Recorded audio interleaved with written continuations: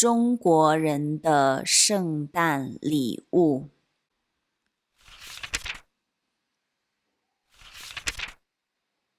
中国不是基督教国家，所以不过圣诞节。我小的时候都不知道还有圣诞节这个节日，但是近年来受到电视剧、电影和互联网的影响，有越来越多的中国人知道，圣诞节是西方国家非常重要的节日。也有一些中国年轻人会庆祝圣诞节，互相送圣诞节礼物。他们喜欢享受这个节日的氛围，而对其中的宗教意义并不太在意。我第一次听说圣诞节，是我在上中学1年级的时候。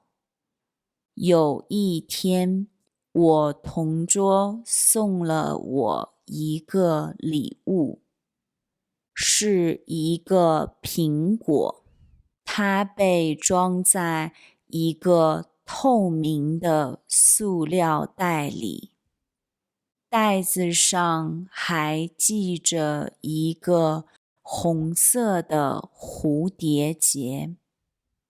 我问他为什么送我礼物，他说因为明天是圣诞节。什么节？圣诞节是美国的一个节日。我又问道，他们过节要送苹果呀？他说，是呀，因为今晚是平安夜，平安夜要送苹果，代表平安。哇，你知道好多啊！学校门口卖苹果的叔叔跟我讲的。长大后，对西方文化有了更多了解的我，终于知道，原来无论是美洲国家还是欧洲国家，过圣诞的时候都没有送苹果这个习惯。它只是中国人的一个发明，或者说，它应该是卖苹果的小贩们的发明。但是，还有很多中国人不知道，所以在圣诞节送苹果这件事，在中国也越来越流行了。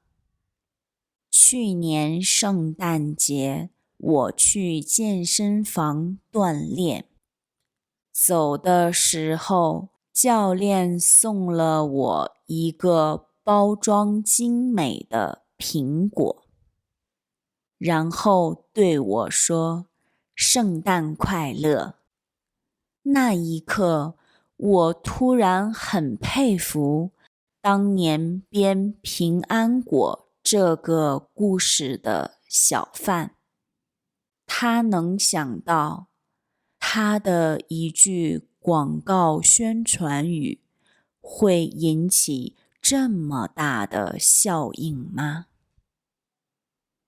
对了，讲到这里，你知道中国人的购物节双11是怎么来的吗？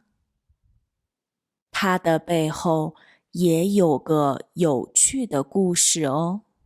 如果你想听这个故事的话，就在评论区里告诉我吧。